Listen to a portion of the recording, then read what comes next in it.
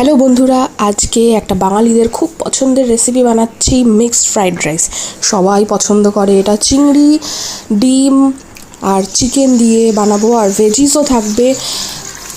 এখানে আমি 4টে ডিম নিয়েছি, নুন দিয়ে একটু ভাজা ভাজা করে নিচ্ছি, কিন্তু এটা সফট করব, বেশি ড্রাই করব না। একটু গোলমরিচ দিয়ে নেব, দিয়ে ওটাকে তুলে রেখেছি। এবারে ভাজছি চিকেনটাকে এখন একটু ভেজে নেব, একটু হালকা ব্রাউন পর্যন্ত ভেজেছি। এরপর আমি ভাজবো চিংড়ি মাছটা। সুন্দর বড় বড় চিংড়ি মাছ দিয়েছি। এটাকেও বেশি ভাজবো না, হালকা ব্রাউন ব্রাউন কালার আসবে তখন তুলে নেব, কারণ বেশি ড্রাই করলে কিন্তু ছিবড়ে হয়ে যাবে। এবার আমি আরেকটু তেল অ্যাড করে নিচ্ছি, রসুন কুচি দিয়ে দিলাম। এবারে আদা কিছুটা ঘষে দিয়ে দিলাম।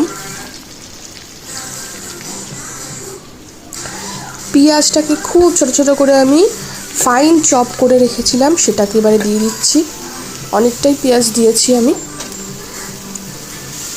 গাজর, লঙ্কা, ক্যাপসিকাম,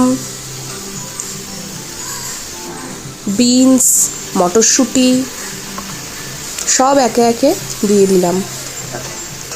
এবার এটাকে ফ্রাই করে নেব। এখানে দিয়ে দিচ্ছি সবজির মতো নুন। আস্তে আস্তে ভাজবো। আমি কিছুটা তুলে রাখলাম, কারণ রাইসটা অল্প অল্প করে মিক্স করব। কড়াইটা যেহেতু ছোট, আমি অল্প অল্প করে রাইস মিক্স করছি।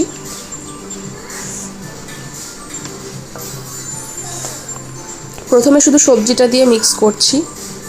এবারে দিয়ে দিচ্ছি ডিম কিছুটা, তারপরে দিয়ে দেবো চিংড়ি মাছ কিছুটা, তারপরে দিয়ে দেবো আমি চিকেন। এবারে আমি সয়া সস দিয়ে দিচ্ছি, কিছুটা চিনি দিয়ে দিচ্ছি। রান্নাটা আমার কমপ্লিট। কেমন লাগলো বলবে, আর কমেন্ট করবে, শেয়ার করবে।